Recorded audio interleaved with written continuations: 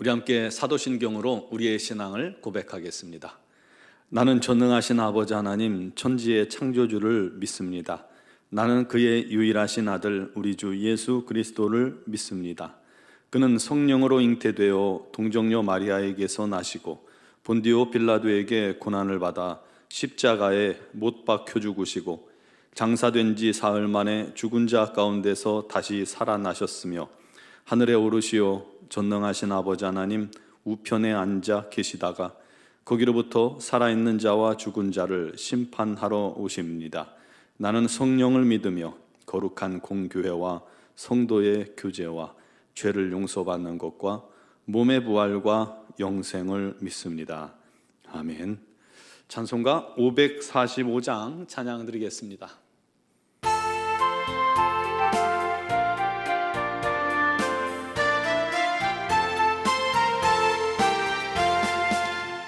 눈에 아무 증거 아니 배어도 믿음만을 가지고 손을 걸으며 이 귀에 아무 소리 아니 들려도 하나님의 약속 위에 서리라.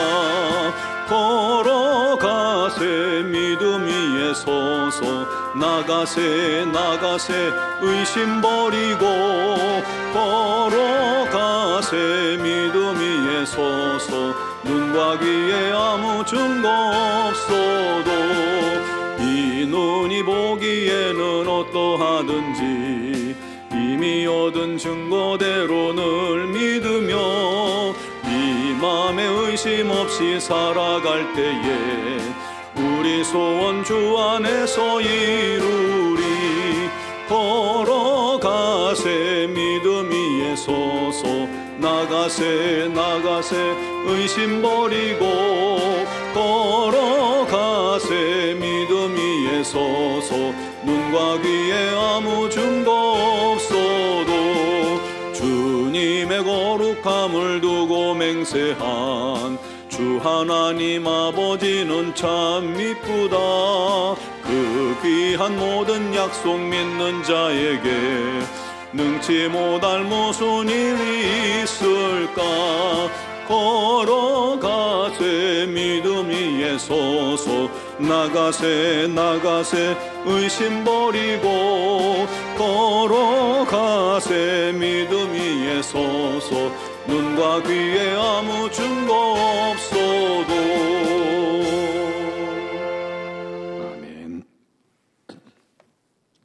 오늘 주신 하나님 말씀은 마가복음 10장 13절에서 16절 말씀 봅니다.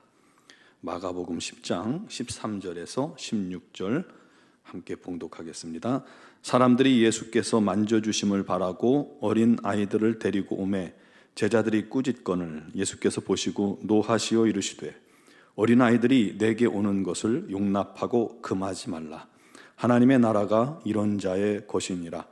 내가 진실로 너희에게 이르노니 누구든지 하나님의 나라를 어린 아이와 같이 받들지 않는 자는 결단코 그곳에 들어가지 못하리라 하시고 그 어린 아이들을 안고 그들 위에 안수하시고 축복하시니라. 아멘. 새벽 예배 이 말씀이 마가복음을 계속해서 보고 있습니다. 마가복음을 마지막까지 하고 이제 공동체 성경 읽기 주중 본문으로 또 돌아가도록 하겠습니다. 30년 전 라이언 화이트라는 미국 소년 이야기가 미국과 전 세계에 감동을 주었습니다. 소년이 13살 때 혈우병으로 수술을 받게 되었습니다. 혈우병은 선천적으로 피를 이렇게 응고시키는 인자가 부족해서 작은 상처에도 피가 멎지 않는 그러한 질병입니다. 그런데 이 수술 중에 의료진의 실수로 그만 수혈받은 피가 에이즈 환자의 피였던 겁니다. 결국 소년은 에이즈에 걸렸고 속수무책으로 죽음을 기다려야 하는 운명이 되었죠.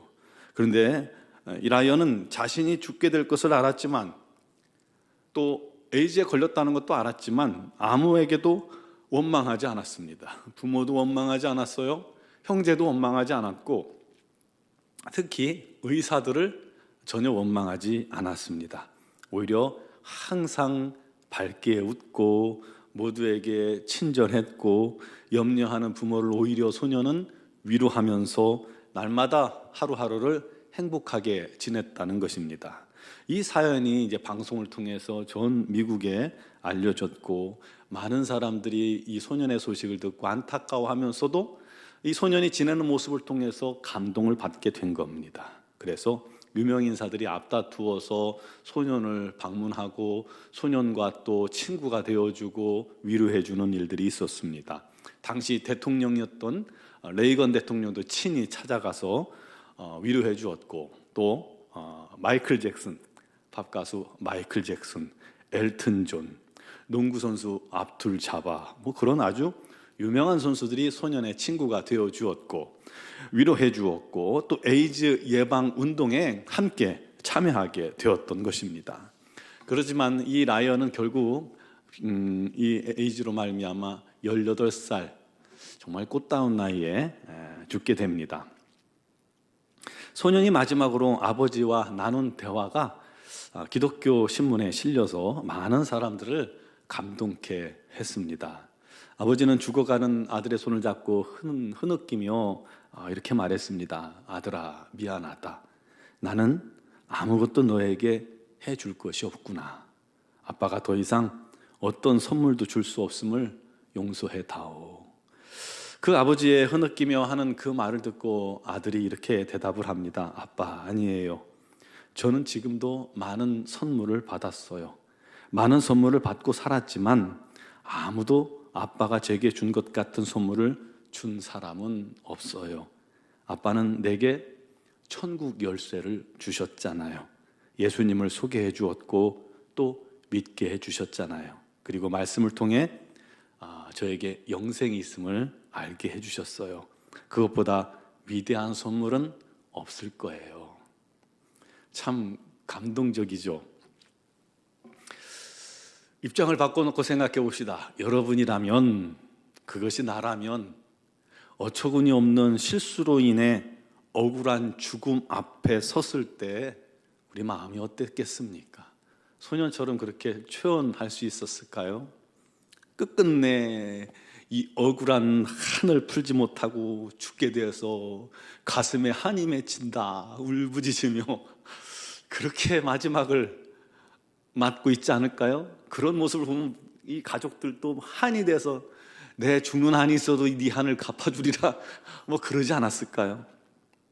어떤 이는 운명을 받아들이고 죽음 속에 죽어가는 사람도 있었을 것이고 어떤 사람은 그렇게 한 맺힌 죽음을 또 맞아들였을 것입니다. 그런데 이 소년이 아무에게도 그 누구에게도 원망하지 않았다는 것, 그 모습이 참 놀랍습니다. 오히려 아버지를 통해서 자기가 예수님을 믿게 된 것, 천국 열쇠를 얻게 된 것, 영생을 소유하게 된 것을 가장 큰 선물이라 고백합니다. 이 고백은 어린 소년의 고백 같지 않죠. 13살 나이에 어떻게 이 소년이 자신의 그런 처지를 믿음으로 받아들였는지 알 수가 있고 또 5년을 생존하는 동안에 많이 힘들었겠죠. 그동안도 그 믿음이 꺾이지 않았다는 게 참 놀랍습니다. 마치 이 소년의 이 고백은요, 인생의 고난과 즐거움과 성공과 실패를 다 경험하고 희노애락을 다 경험하고 통달한, 그래서 깊은 해안을 지닌 백발의 노인이 내뱉을 법한 그러한 소리를 이 소년이, 어린 소년이 그렇게 고백하는 것입니다. 이럴 때 보면 어른들이 오히려 아이들 믿음을 따라가지 못한다는 생각을 합니다. 저도 아이들을 가르치면서 느낀 건데 믿음 좋은 아이들을 부모님들이 따라가지 못하는 모습들을 참 종종 제가 보곤 했거든요. 오늘 본문의 부모들이 자식들을 예수님께 안수받게 하고 싶어서 안고 데리고 나옵니다. 그러자 제자들이 그들을 막으며 책망합니다. 화를 냈어요. 애들까지 데리고 오면 어떡합니까? 우리 주님 그러지 않아도 너무너무 바쁘신데 애들까지 어떻게 신경을 씁니까? 아마 그랬을 겁니다. 왜냐하면 당시에는 어린 아이는 철저히 부모의 소유로 생각했고 그 하나의 인격으로서 존중받지 못하던 그런 사회 아닙니까? 아이 인권, 그건 최근의 일이에요. 정말 이 근대 들어서 아이의 인권이 이야기되고 존중되죠. 옛날에는 아이의 인권이라는 건 정말 거의 무시되는 상황이었죠. 그런 분위기인데도 신실한 부모들이 사랑하는 아이를 안고 주님께 안수받게 축복받게 하고 싶어서 나온 겁니다. 부모 마음은 그때나 지금이나 똑같겠죠. 그런데 제자들 생각에는 주님이 정말 눈꽃 뜰 새 없이 바쁘시잖아요. 식사할 겨를도 없고 쉴 겨를이 없는데, 어른들을 고쳐주기도 바쁜데 어떻게 애들까지 신경 쓰시냐라고 생각했던 거죠. 그래서 부모들을 돌려보냈는데 그 모습을 본 주님은 크게 노하셨습니다. 그러면서 말씀하십니다. 어린 아이들이 내게 오는 것을 금하지 마라. 용납해라. 왜냐하면 하나님 나라가 이런 자의 것이니라. 누구든지 하나님의 나라를 어린 아이처럼 받들지 않으면 그는 결코 천국에 들어가지 못하리라.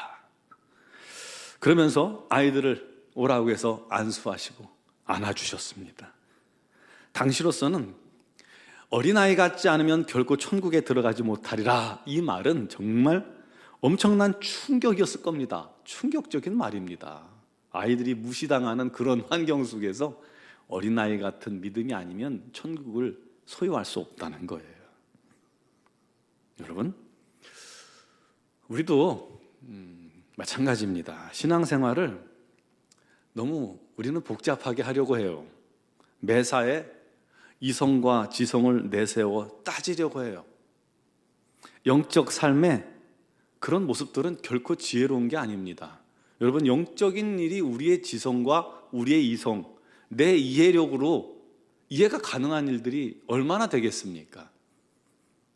내가 영적인 일을 볼 수 있습니까? 만질 수 있습니까? 그 지성적인 사람, 이성적인 그런 사람 판단으로 어떻게 영적인 일을 결론 내릴 수 있습니까?